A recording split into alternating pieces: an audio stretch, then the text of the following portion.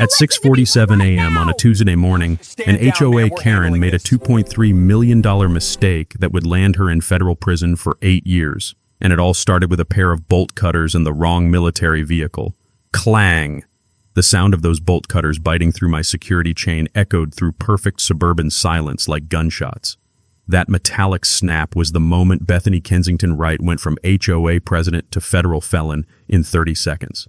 See, while I was deployed overseas fighting drug cartels, this power-hungry suburban dictator decided my eyesore vehicle needed to disappear. What she didn't know, that Jeep belonged to a federal drug task force, was loaded with $347,000 worth of classified surveillance equipment, and I'm the kind of federal agent who specializes in taking down criminal organizations. She thought she was stealing some soldier's truck. She actually committed federal crimes that would make cartel bosses jealous. What would you do if some HOA tyrant messed with your property while you're serving overseas?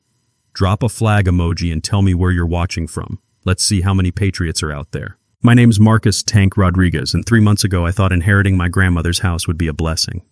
Boy, was I wrong. Willowbrook Estates. Picture-perfect suburban hell where every house is the same shade of beige, sprinkler systems hiss on automated schedules, and the smell of fresh mulch can't mask the stench of entitlement. HOA dues, $150 a month for community standards. Translation, paying some power-hungry Karen to make your life miserable. I'm Army Reserve MP, recently accepted into a federal drug task force. Grandma Rose's house was supposed to be my safety net.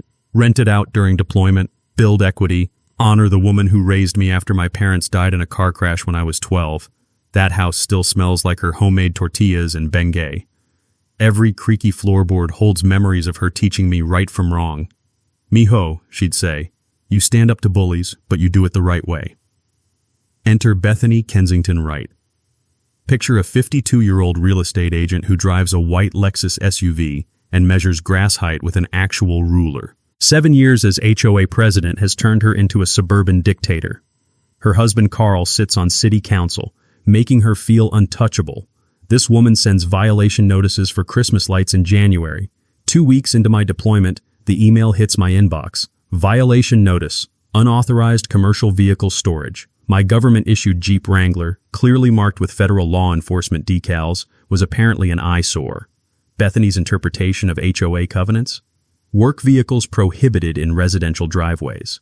Here's what she didn't know. That Jeep contains $200,000 worth of surveillance equipment for active cartel investigations.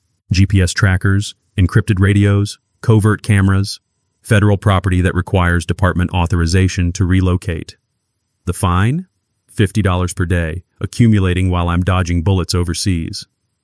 My sister Maya, sweet middle school teacher Maya, tried reasoning with this suburban tyrant.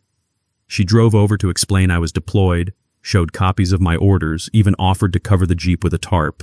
Rules are rules, Bethany snapped, looking down at Maya like she was a bug. If your brother cannot follow simple community standards, maybe this neighborhood isn't right for your family. That phone call from Maya still echoes in my head, the sound of her voice cracking as she sat in Grandma's kitchen. Tank, she threatened to put a lien on the house. She said Carl knows people at the school district that supporting you could affect my job. Maya discovered the pattern.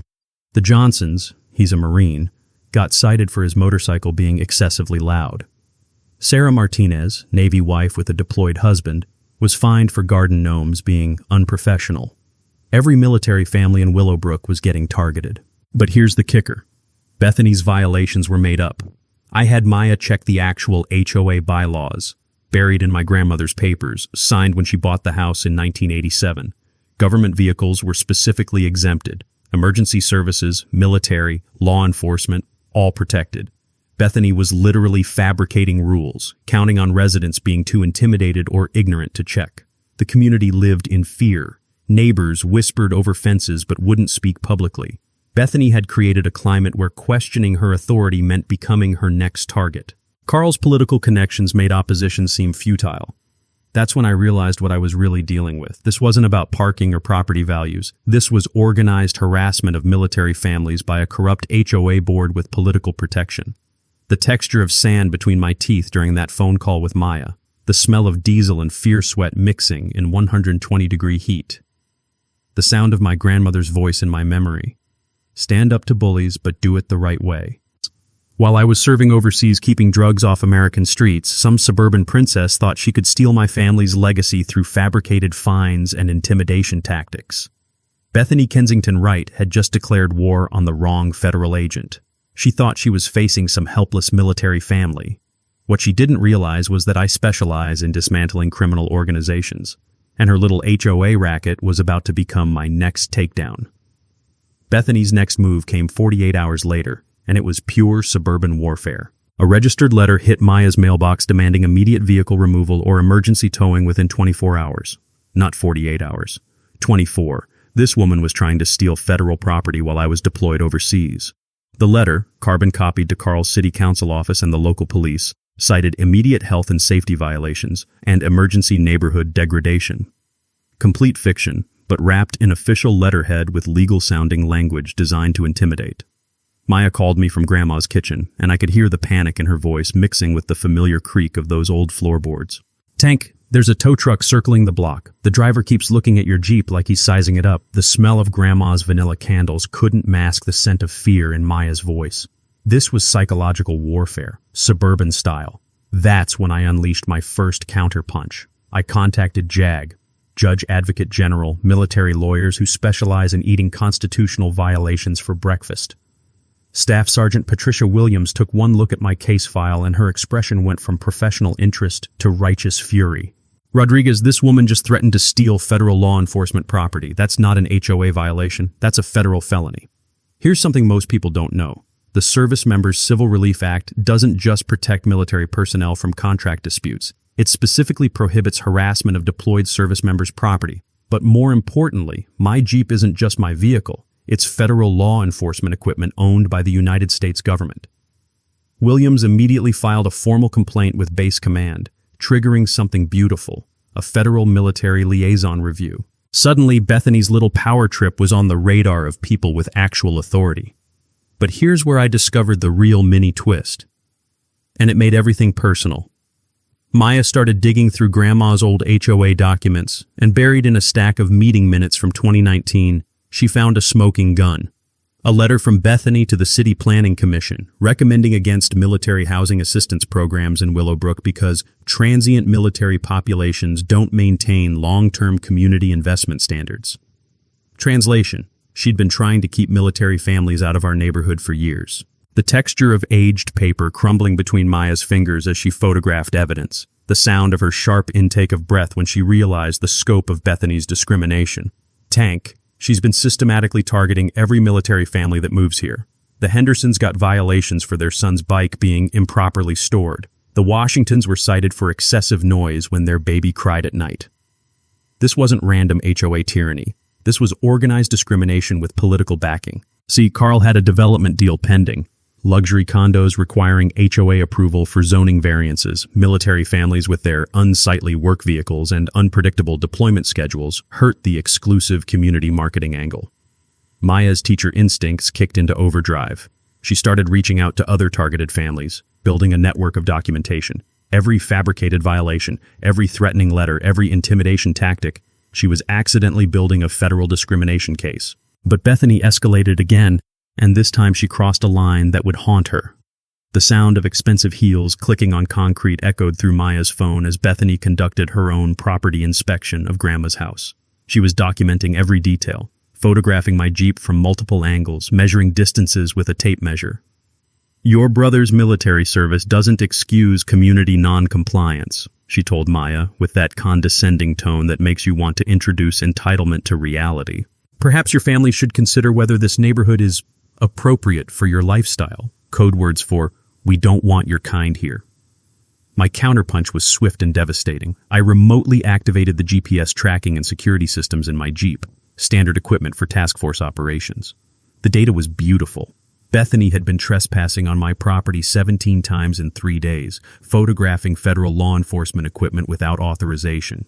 That's not just harassment, that's potential espionage. When my task force supervisor, Captain Sarah Chen, heard that some suburban HOA dictator was surveilling federal drug enforcement equipment and threatening military families, her response was beautifully direct. "Rodriguez, how fast do you want me to make this woman's life complicated?" The federal government was about to introduce Bethany Kensington Wright to consequences she never saw coming. Bethany's next move was pure desperation wrapped in suburban authority, and it nearly destroyed my family. 3 days after my JAG complaint, she hired exec safe security to patrol community standards compliance. 2 guards in a white SUV with security plastered on the sides, documenting my Jeep every hour like it was a terrorist threat. But that wasn't the real problem. The real problem was what they were telling the neighbors. Maya called me in tears, her voice cracking over satellite connection from some godforsaken desert outpost. "Tank, they're saying you're dangerous, that military vehicles in residential areas create security risks. Mrs. Patterson won't even make eye contact with me anymore." The sound of Maya's sobs mixing with desert wind through my phone made something cold and hard settle in my chest. These bastards were destroying my family's reputation while I couldn't defend them. My counterpunch had to be surgical, but I was 8,000 miles away with limited communication windows. I contacted Captain Chen during my next authorized call window, explaining how private security was surveilling federal task force equipment. Her response wasn't what I expected. "Rodriguez, this is tricky. If we come in too heavy, we validate their claims that your vehicle is dangerous. We need them to hang themselves." The mini twist came when I remotely accessed my Jeep's security system. Federal task force vehicles have more surveillance tech than most police stations. Motion sensors, infrared cameras, GPS tracking, and automatic photography of anyone within 15 feet. The footage revealed something that made my blood run cold. Bethany wasn't just documenting violations.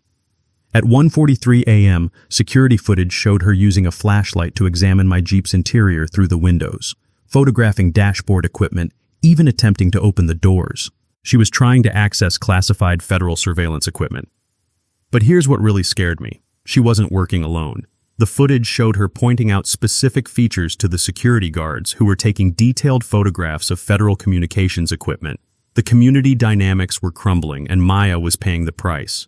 Parents at her school started questioning whether a military family with security issues should be teaching their children.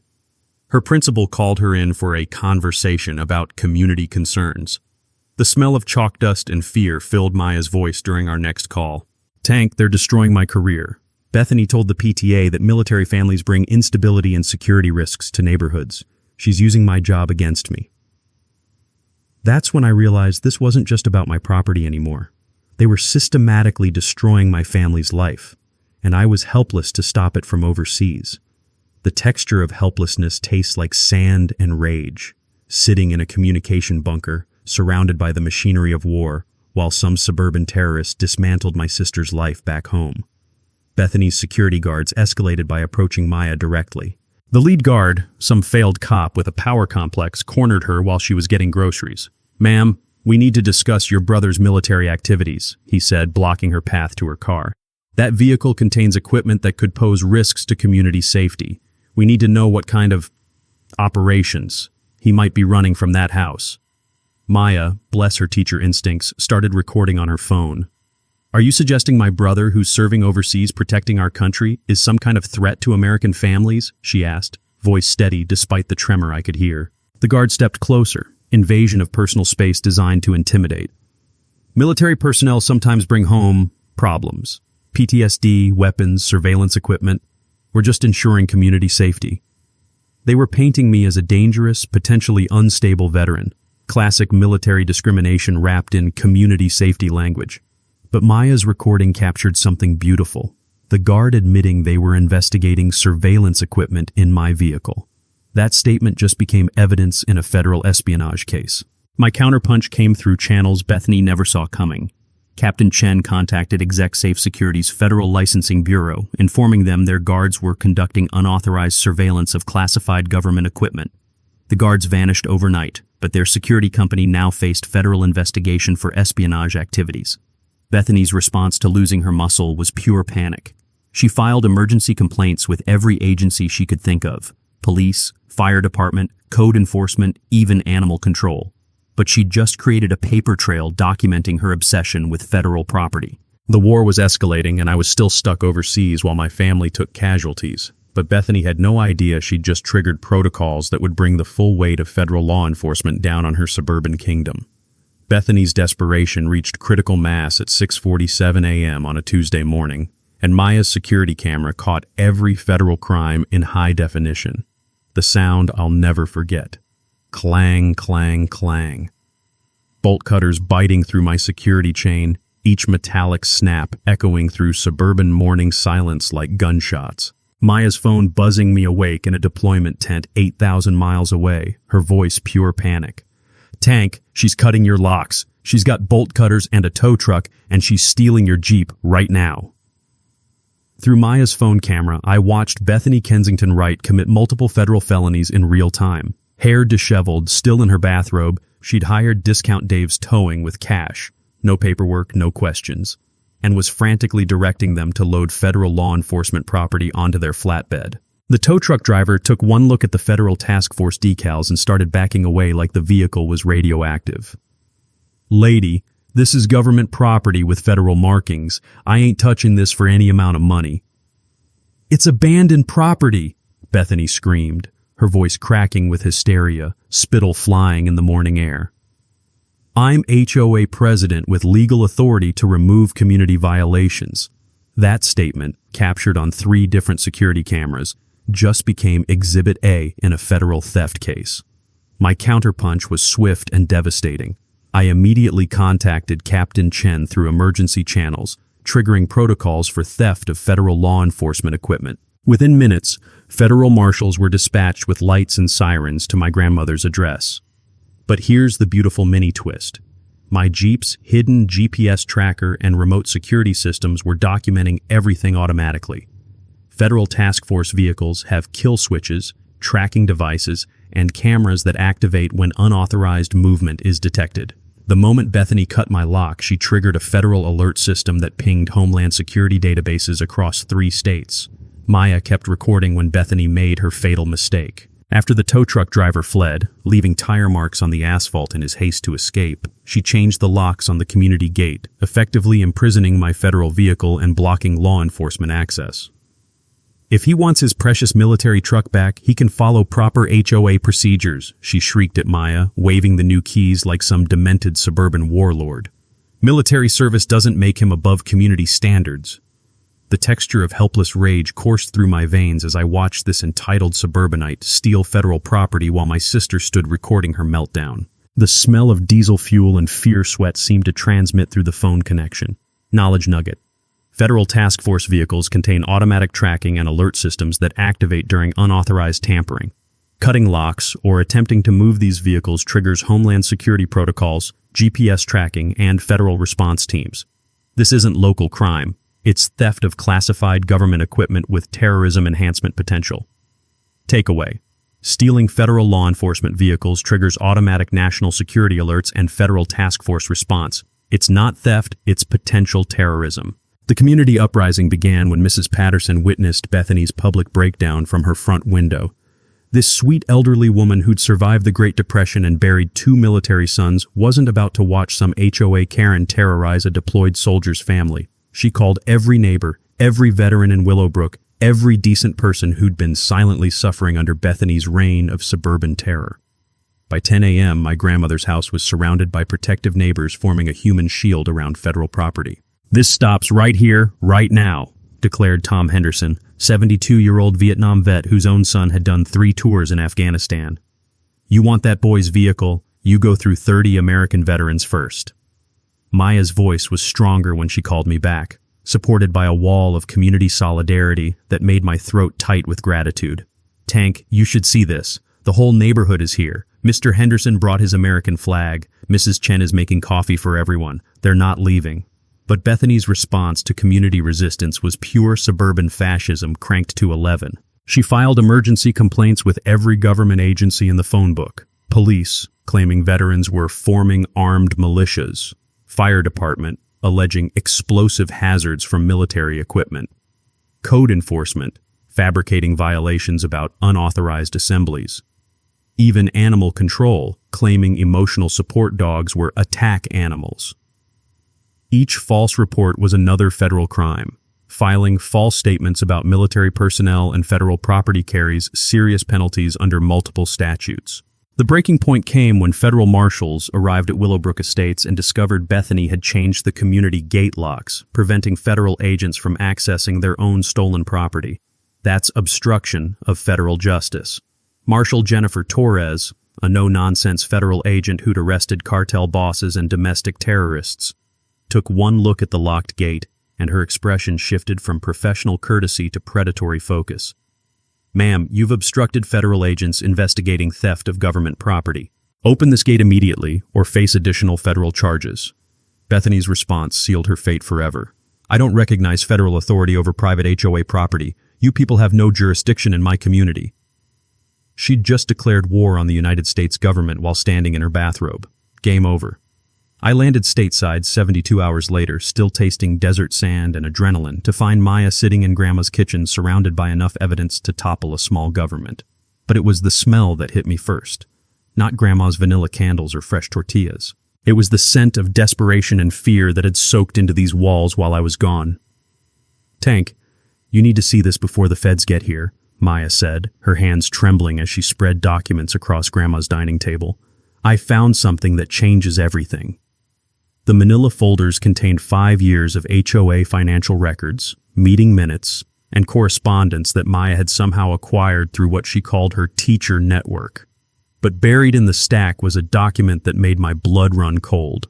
A contract between Kensington Urban Holdings and Eastbrook Development Corporation, dated 6 months before I inherited Grandma's house. The subject line read, "Willowbrook Estates Acquisition Strategy, Phase 2 Implementation." "Tank, they weren't just harassing military families randomly," Maya whispered, her teacher instincts having transformed her into an accidental detective. "They were systematically clearing properties for a massive development deal." The texture of aged paper crumbled between my fingers as I read the details. Carl's company had pre-sold 47 properties in Willowbrook to a national development corporation for luxury condos, properties they didn't even own yet, including Grandma's house. "Look at the target list," Maya said, pointing to an appendix that made me want to punch something. Every military family, every elderly resident, every person who couldn't fight back against bureaucratic harassment, all marked for acquisition facilitation. The Hendersons, the Martinez family, Grandma Rosa, all targets in a coordinated campaign to force sales at below-market prices. But here's the revelation that changed everything.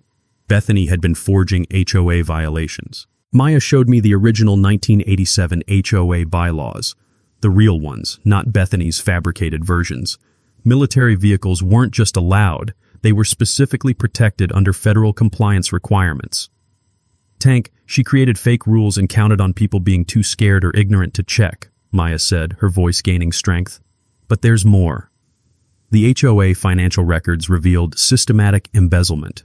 Over 3 years, $184,000 in community funds had been diverted to Carl's development company through fabricated consulting contracts and community improvement projects that never existed. Knowledge nugget: when HOA boards divert community funds to personal businesses without resident approval, it becomes federal mail fraud if any communications crossed state lines. The Racketeering, Influenced, and Corrupt Organizations, RICO Act, applies when these crimes form a pattern of criminal enterprise affecting interstate commerce. Takeaway: HOA financial fraud involving multiple properties and systematic targeting triggers federal RICO prosecution. That's organized crime territory with 20-year sentences. The smell of Maya's fear sweat mixed with determination filled the kitchen as she revealed the final piece. "Tank, I think they killed her." She showed me violation notices sent to Grandma during her final hospice weeks. Citations for property maintenance failures and threats of legal action against a dying woman who couldn't even get out of bed. The stress of fighting these fake violations. Her blood pressure spiked every time one arrived. The hospice nurse said she kept asking if we'd lose the house. The sound of my grandmother's voice echoed in my memory. "Mijo, don't let them take our home." I'd thought she was delirious from medication. She was warning me. Maya's transformation was complete. No longer the scared teacher being bullied by suburban tyrants. She'd become a warrior armed with evidence and righteous fury. "Tank, this isn't about your Jeep anymore. This is about organized crime disguised as community governance. They've been destroying families for profit." The power dynamic hadn't just shifted, it had exploded. Federal prosecutors were about to inherit a RICO case involving fraud, conspiracy, civil rights violations, and elder abuse. But the real revelation? I wasn't fighting for my property anymore. I was fighting for my grandmother's memory and every family they'd destroyed. The war had just become personal in ways Bethany never saw coming. The war room materialized in Grandma's living room within 48 hours, and the irony wasn't lost on me. We were planning the destruction of suburban tyranny in the same space where she used to yell at telenovela villains. Maya had transformed into something I'd never seen before. The scared teacher was gone, replaced by a strategic mastermind coordinating between federal agents, veteran networks, and an army of pissed-off neighbors. The smell of serious government business, burnt coffee, stress sweat, and legal documents had replaced Grandma's vanilla candles forever. Captain Chen arrived with 2 federal prosecutors and enough legal firepower to topple a small government. Assistant U.S. Attorney Rebecca Martinez spread Maya's evidence across every surface, shaking her head in amazement. Rodriguez, I've prosecuted cartel money laundering operations with less documentation than this. That's when she explained something that made my task force training click into place. Back in my federal crimes course, they'd taught us about RICO, the Racketeer Influenced and Corrupt Organizations Act. At the time, I thought it was just for mobsters and drug cartels. Turns out, when suburban tyrants engage in systematic fraud and discrimination affecting multiple states, they become federal organized crime. Maya's evidence showed a pattern of criminal enterprise, embezzlement, fraud, civil rights violations, all coordinated between Carl's city council position and Bethany's HOA authority. Interstate commerce was involved through Carl's development deals, which made it federal jurisdiction. The allies gathering in Grandma's living room looked like a resistance movement. Tom Henderson brought his Vietnam vet network, 12 guys who'd survived actual wars and weren't intimidated by suburban corruption. Mrs. Patterson contributed surveillance photos, including shots of Bethany and Carl's midnight meetings in the community center. Maya's teacher union provided something I hadn't expected: media expertise. Educators know how to communicate complex issues to working families, and they'd been waiting for a chance to support military families against discrimination. The sound of Maya's increasingly confident voice coordinating operations filled rooms where Grandma once hummed Mexican lullabies. Watching my little sister command federal agents and community volunteers made something tight in my chest finally relax. The financial warfare strategy was personal for Maya. She'd spent nights going through HOA records, her teacher brain recognizing patterns that reminded her of catching students who cheated on multiple assignments. The systematic embezzlement wasn't just theft. It was a violation of trust that offended her educator instincts. Tank, remember when Mom used to balance the household budget on this same table? Maya said, pointing to forensic accountant spreadsheets showing $184,000 in diverted HOA funds. She taught us that stealing from families was the worst kind of crime. Forensic accountant Jennifer Walsh explained how Carl's scheme worked, selling houses to out-of-state developers before forcing current owners to sell. I remembered similar advance fee frauds from my financial crimes training: promise future property, collect money up front, manipulate circumstances to deliver. Maya had discovered email correspondence between Carl and Eastbrook Development discussing displacement timelines for properties they didn't own. The texture of violation was visceral. These people had planned to steal Grandma's house before she even died. The DIY surveillance network combined my military training with neighborhood determination: hidden cameras, coordinated patrols, encrypted communications. Mrs. Patterson's front window became command central. Tom Henderson's garage housed equipment, and Maya's house served as communications hub. The recall election strategy came from Maya's civics teaching experience. She'd always told her students that democracy only works when citizens participate. Now she was proving it. Most people don't realize that HOA boards can be recalled through resident petitions, typically requiring 25 to 33% of homeowners to trigger special elections. Maya's door-to-door campaign revealed the scope of Bethany's tyranny. The Washingtons had documentation of racial harassment. The Johnsons had records of veteran discrimination. The elderly Kowalskis had been cited for excessive medical equipment noise from their oxygen concentrator. Within 72 hours, Maya collected signatures from 67% of Willowbrook residents demanding immediate board removal. The smell of victory was mixing with desert dust still clinging to my uniform. Media strategy leveraged Maya's teacher network connections. Military family harassment stories went viral in veteran communities, generating congressional attention. 3 representatives requested federal briefings on systematic HOA discrimination. The insurance fraud discovery was pure investigative instinct. Maya found claims Bethany filed for property damage caused by my Jeep, damage that never existed. From my task force experience, I knew insurance fraud was federal prosecutors' favorite charge because it's easy to prove and carries serious penalties. Civil rights attorneys joined our coalition after reviewing discrimination patterns. Systematic targeting of military families violated federal fair housing laws. Elder abuse against grandma triggered additional federal protections worth millions in damages. Maya's election as interim HOA president happened by acclamation at an emergency residence meeting. Her first act was freezing all accounts pending federal investigation. Watching her take the gavel in the same community center where Bethany had terrorized families for years, that was justice served cold. The stakes had evolved beyond personal vengeance. This case was becoming a national model for prosecuting HOA corruption, protecting military families, and proving that organized communities could defeat organized crime. But Bethany and Carl had no idea the net was closing around them. Bethany's desperation turned criminal at 3:17 a.m. when Maya's infrared cameras caught her in our backyard, frantically burning HOA financial records behind Grandma's tool shed. The acrid smell of burning paper and lighter fluid drifted through Maya's bedroom window, mixing with the scent of fear sweat that seemed to follow Bethany everywhere now.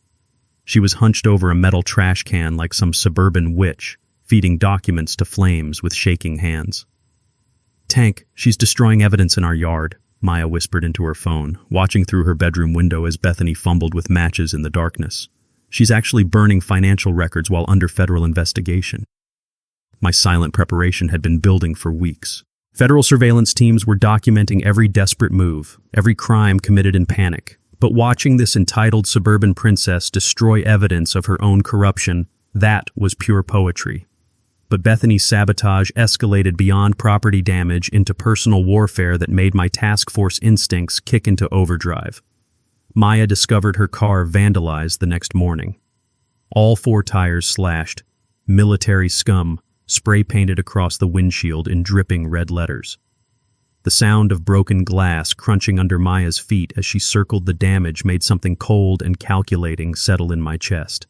The texture of helpless rage was familiar from deployment, watching enemies attack people you can't protect. But this wasn't some foreign battlefield. This was suburban terrorism against my family. My countermove was professionally satisfying. I called Captain Chen, who made one phone call that changed everything. Federal protective detail was assigned to Maya and other witness families. Not obvious security, but agents who could blend into morning jogs and coffee shop visits. Bethany's surveillance was now being surveilled by people with security clearances and arrest powers. The community response was beautiful. Tom Henderson organized veteran patrols that made Bethany's midnight visits impossible. The sound of combat boots on pavement at 2 a.m. became the new neighborhood soundtrack. Mrs. Patterson's kitchen became command central, coordinating protection schedules over homemade cookies and righteous fury.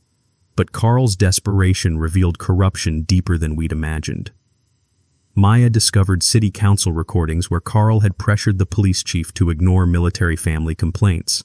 His arrogant voice echoing through Maya's laptop made my federal training memories click into place. Back at the academy, they'd taught us about conspiracy charges. When public officials use their positions to systematically violate citizens' rights, it becomes federal civil rights conspiracy. Carl wasn't just enabling Bethany, he was using government power to facilitate discrimination.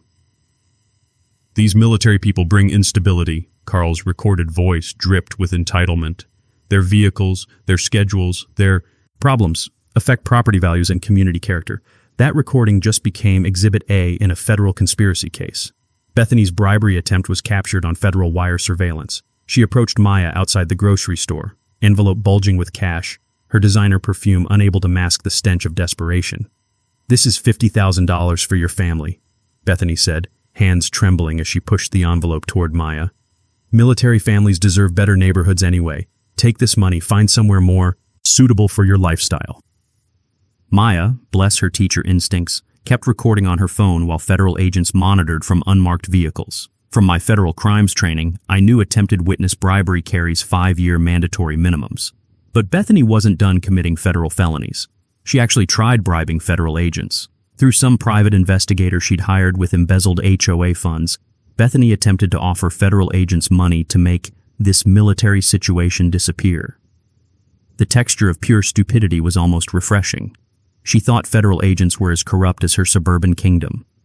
Federal agents don't just refuse bribes.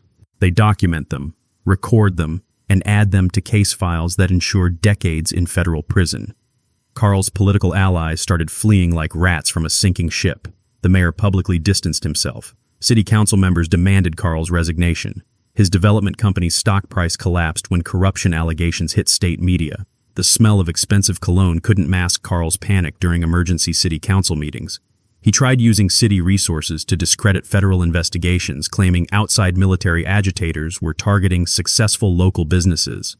Every abuse of office was being documented by federal agents who specialized in political corruption. Maya started receiving death threats, anonymous notes under her windshield, distorted voicemails warning that accidents happen to teachers who don't mind their own business. The sound of Maya's voice cracking during those threatening calls made something primal and protective roar to life in my chest.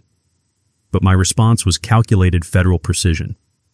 Threatening witnesses in federal investigations triggers FBI terrorism task forces. Every anonymous threat was being traced through phone records, handwriting analysis, and digital forensics that would make CSI jealous. Bethany's final desperate move was filing false police reports claiming Maya was mentally unstable and planning violent retaliation against community leaders. She actually told police that military families were forming armed militias in Willowbrook. Filing false reports about federal witnesses during active investigations isn't local crime. It's federal obstruction of justice with terrorism enhancements. The beauty of federal patience was watching Bethany destroy herself one crime at a time while methodical agents built cases ensuring she'd never terrorize another family. Bethany's final desperate gambit was a full-scale media assassination that revealed the true scope of her suburban criminal network. The attack hit Maya's school first. Anonymous complaints flooded the district office claiming she was radicalizing children with anti-government military propaganda and creating unsafe environments for civilian families. The sound of Maya's voice cracking during her panicked phone call made my hands clench into fists. "Tank, they're trying to destroy my career," she whispered from her empty classroom, the familiar smell of chalk dust and children's innocence now tainted with fear. "Parents are demanding I be fired. The principal called me in for emergency discussions about my associations with unstable military elements." That's when I discovered Bethany had hired Morrison and Associates, the same PR firm that whitewashes politicians after corruption scandals. They were painting me as a dangerous veteran with PTSD who brought military-grade threats to peaceful suburban communities. The texture of manufactured lies felt different from enemy propaganda overseas. This was personal warfare designed to destroy families, not just missions. My silent preparation had been months in the making, and Maya's documentation skills had evolved beyond anything I'd seen in federal training. She'd been recording every threat, every lie, every coordinated attack on our family's reputation. But the smear campaign revealed something that made my task force experience kick into overdrive. Bethany wasn't working alone. She'd coordinated with HOA boards in 3 states to develop model policies for managing military family disruptions in suburban communities. This wasn't random harassment. This was systematic discrimination being exported nationwide. From my federal civil rights training, I knew conspiracy cases that cross state lines trigger RICO prosecutions. When organizations coordinate to violate citizens' constitutional rights, it becomes organized crime. Maya's counterpunch was beautifully devastating. Her students and parents organized a support rally that filled the school parking lot with American flags and signs reading, "We support Teacher Maya," and "Military families protect our freedom." The sound of 3rd graders chanting, "Thank you, Mr. Tank's sister," echoed across the playground where Maya had spent years nurturing young minds. These children understood justice better than suburban adults. But Bethany's desperation reached criminal insanity when she hired private investigators to surveil Maya's daily life. They followed her to school, photographed her interactions with students, documented her grocery shopping, even tracked her morning jogs. The sound of telephoto camera lenses clicking outside classroom windows made something primal and protective roar to life in my chest. Maya discovered listening devices planted in her car during one of their safety inspections. 3 separate surveillance gadgets, all traceable to Morrison & Associates through federal purchase records. The beauty of federal law is its clarity about electronic surveillance. During my task force training, they'd hammered home that unauthorized surveillance devices trigger the Wiretap Act, 20-year federal sentences when it involves witness intimidation. But planting devices in vehicles crosses into Homeland Security territory with terrorism enhancements. Captain Chen's response was swift and federally devastating. The FBI's Counterintelligence Division took over Maya's case, treating her surveillance as potential domestic terrorism. Suddenly, Bethany's suburban harassment was being investigated by people who hunt international criminals. The media explosion reached national levels when military advocacy networks discovered Maya's story. Congressional representatives started demanding answers about systematic HOA discrimination against service families. The smell of national attention was like gasoline on Bethany's carefully constructed suburban image. Fox News called Maya. CNN wanted interviews. Military Times ran front-page coverage of suburban warfare against military families. Carl's political career died publicly during a live broadcast city council meeting. Federal agents served search warrants while cameras rolled, removing boxes of evidence as Carl sat frozen in his council chair. The texture of absolute humiliation was visible on his face as reality crashed down. But Morrison & Associates made the fatal mistake that triggered federal hate crime investigations. They published a community safety report claiming military families brought elevated crime rates, domestic violence, and substance abuse to suburban neighborhoods. Fabricated statistics, false veteran crime data, deliberate misinformation designed to incite discrimination against protected classes.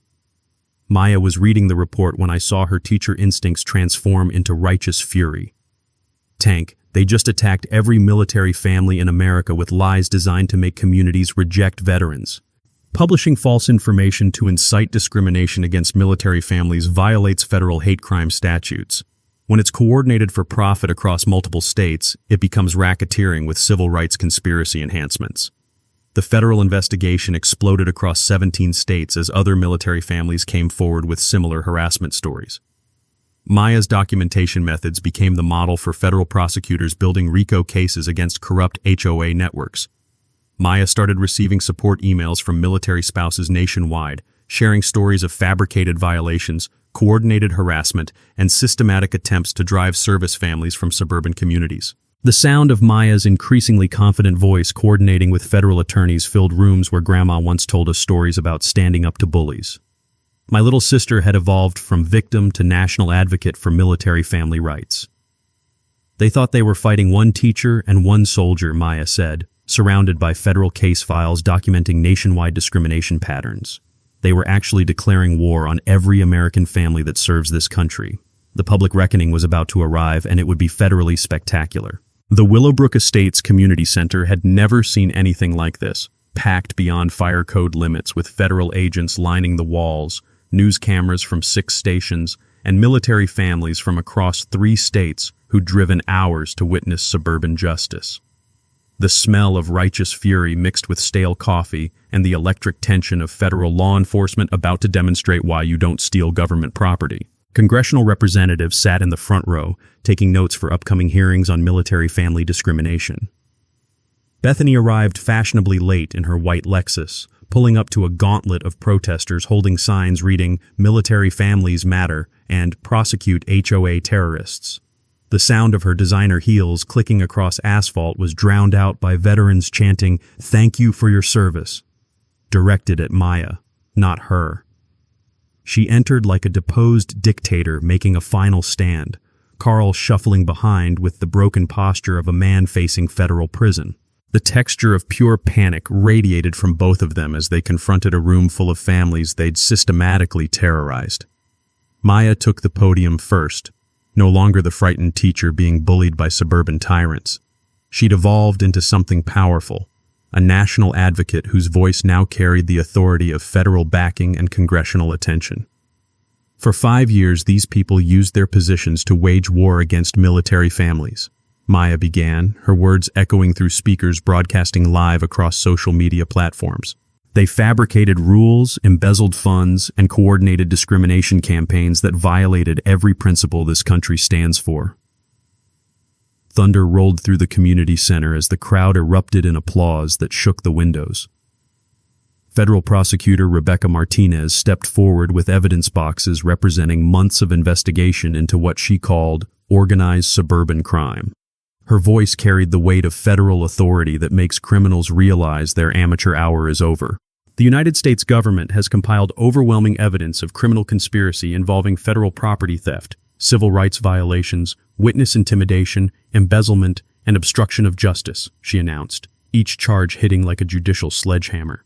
Tom Henderson spoke for the veteran community, his Vietnam-weathered voice trembling with emotion. My son served 3 tours protecting this country's freedom.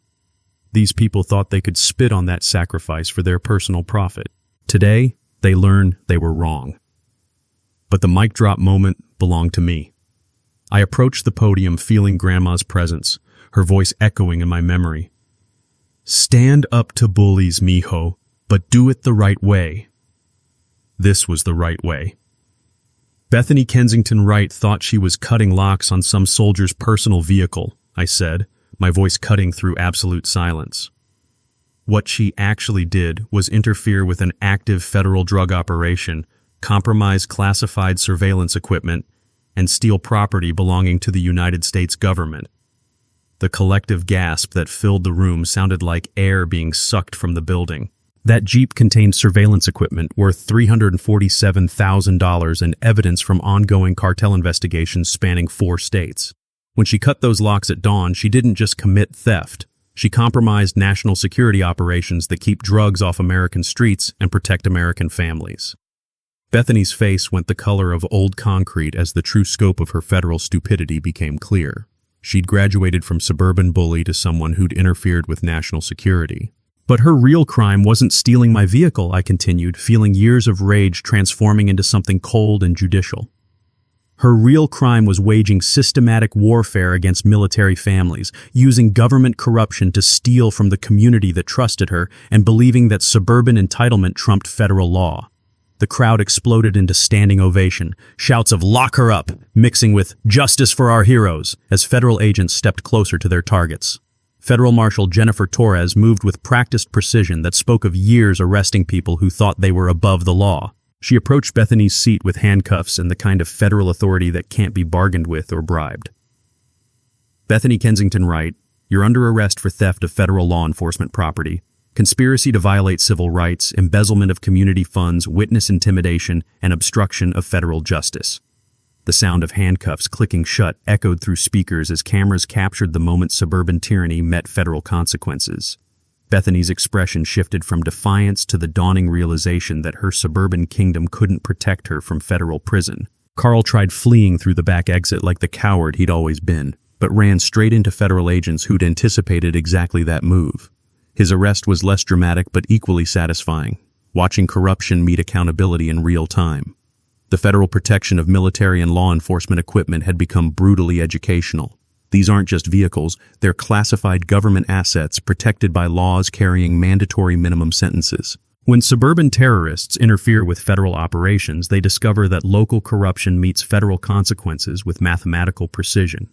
Maya was interviewed live by national media, her transformation from terrorized teacher to military family advocate inspiring congressional action.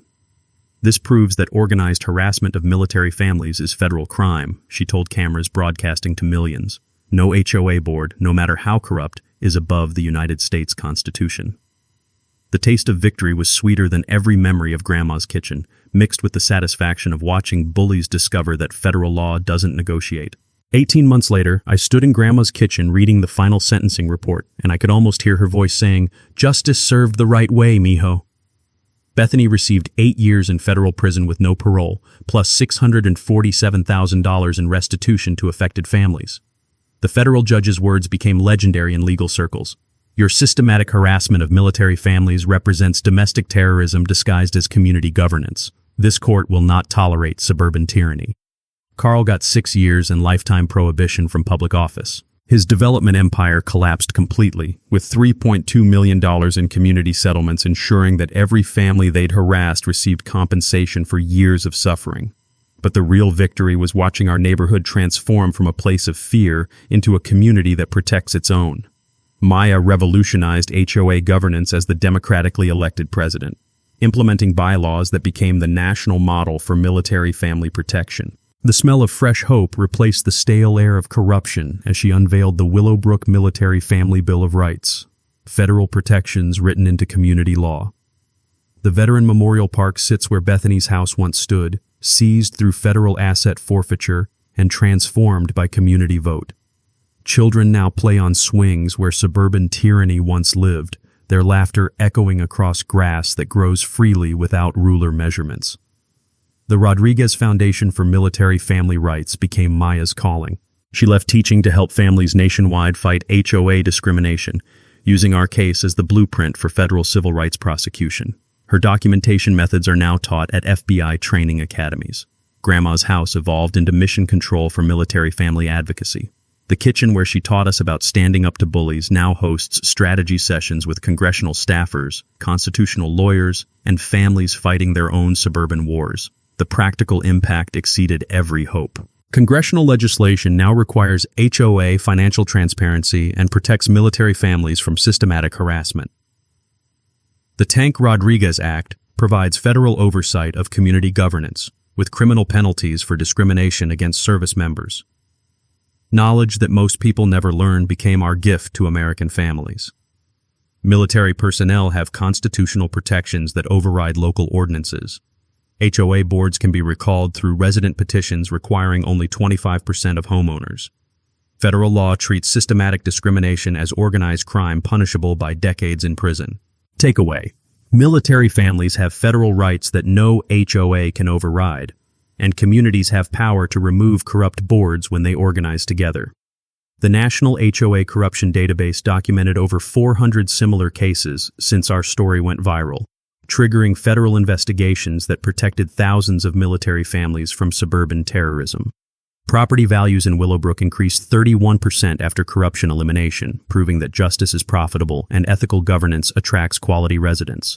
Military families now specifically seek our community, knowing they'll be protected and celebrated. Maya's transformation into a national advocate brought unexpected joy. She married Captain Sarah Chen's brother David, a Navy veteran who moved to Willowbrook because our story proved military families could win against corruption.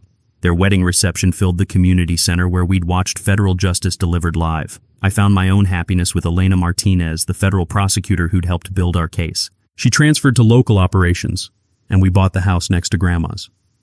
Waking up every morning in the neighborhood we fought to protect feels like victory served daily. The Rodriguez Military Scholarship Fund, created from lawsuit settlements, has sent 23 military children to college.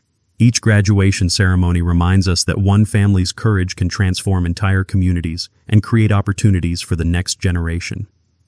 Mrs. Patterson, now 91 and still the neighborhood's conscience, cuts the ribbon at every community event. "Your grandmother knew you'd do something special," she tells me during park dedications, her eyes bright with satisfaction. "She just didn't know you'd save the whole neighborhood." At the moment that made everything worthwhile came during our first annual Freedom Day celebration. Hundreds of military families gathered in the park where Bethany's tyranny once lived, sharing stories of victory over suburban corruption. The sound of children's laughter mixing with veterans' pride, the smell of barbecue and freedom filling air once poisoned by fear.